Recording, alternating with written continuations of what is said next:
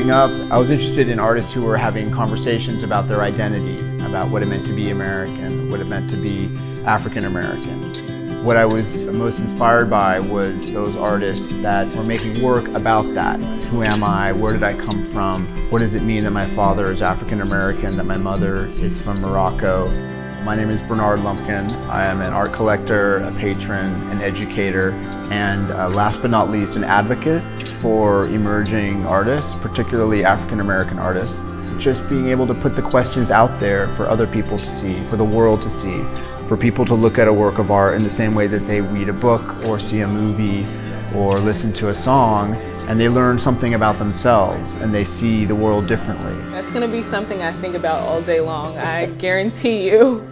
As an art patron, it's my job to make sure that as many people have that opportunity to have that special experience.